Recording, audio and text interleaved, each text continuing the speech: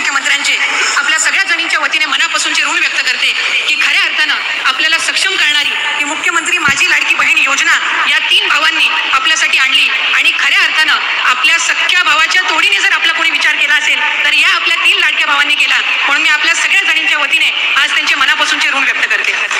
आजचा हा दिवस आमच्या सगळ्यांसाठीच अतिशय आनंदाचा दिवस आहे, कारण 17 ऑगस्टला राज्याचे सन्मान्य मुख्यमंत्री आणि दोन्ही उपमुख्यमंत्र्यांच्या मार्गदर्शनाखाली राज्यस्तरीय वितरणाचा पहिला वचनपूर्ती सोहळा आपण आयोजित केला आणि त्या वचनपूर्ती सोहळ्यामध्ये 1,60,00,000पेक्षा अधिक महिलांना आपण 3,000 इतका जो लाभ आहे तो जुलै आणि ऑगस्ट महिन्याचा वितरित करण्यात आला.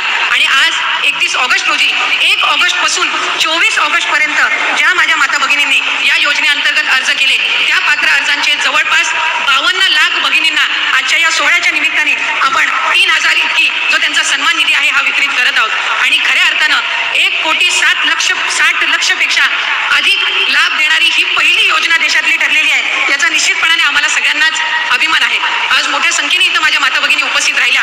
खरं तर आम्ही नियोजन करत असताना साधारणपणे 40,000 इतक्या माता भगिनी उपस्थित राहतील असा आमचा आणि स्थानिक प्रशासनाचा अंदाज होता. पण जी योजना आदरणीय मुख्यमंत्री महोदयांनी आणि दोन्ही उपमुख्यमंत्री महोदयांनी आपल्यासाठी आणलेली आहे त्याचा आनंद आणि उत्साह इतका आहे की आज या पटांगणासहित आणखीन 3 सभागृह आम्हाला ऐन वेळेला त्या ठिकाणी घ्यावे लागले आणि तिथं सुद्धा माता भगिनी आज उपस्थित राहिलेल्या आहेत. साधारणपणे 60,000पेक्षा अधिक माझ्या माता भगिनी आज या 3 लाडक्या भावांचे आभार आणि त्यांच्यासमोर आनंद व्यक्त करण्यासाठी आलेले आहेत. आणि म्हणूनच खऱ्या अर्थानं पुढच्या कालावधीमध्ये सुद्धा आणखीन 1 कोटीचं उद्दिष्ट हे आपण त्या निमित्ताने ठेवलेलं आहे आणि सप्टेंबर महिन्यातले अर्ज सुद्धा आम्हाला प्राप्त व्हायला सुरुवात झालेली आहे. आणि जे उद्दिष्ट आपण महायुतीच्या सरकारने ठेवलेलं आहे की आपल्याला 2.5 कोटी महिलांना सक्षम करायचं आहे तो 2.5 कोटीचा टप्पा हा लवकरात लवकरच आपल्या मार्फत त्या ठिकाणी पार केला जाणार आहे. याचा एक विशेष आनंद त्या निमित्ताने आहे. अनेकींचे आम्ही मतं जाणून घेतली, बऱ्याच जणींनी आमच्याकडे आनंद व्यक्त केला. आज सकाळी साहेब नागपूर विभागातील आपण 5.6 लाख महिलांना आपण आज सकाळी त्या ठिकाणी त्यांचा जो सन्मान निधी आहे तो वितरित केला आणि त्यांच्या सगळ्याच जणींकडून आपल्या सगळ्यांचे आपल्या तिघांचे प्रामुख्याने आभार मानले जात आहेत. आणि खऱ्या अर्थानं विभाग म्हणून ही महत्त्वाकांक्षी योजना आम्हाला आज राबवायला मिळाली याचा निश्चितच आम्हाला आनंद आणि अभिमान आहे. पुढच्या कालावधीमध्ये अधिक चांगल्यारीत्या ही योजना आणखीन लाभार्थ्यांपर्यंत पोहोचवण्याचं काम हे विभागामार्फत करण्यात येईल.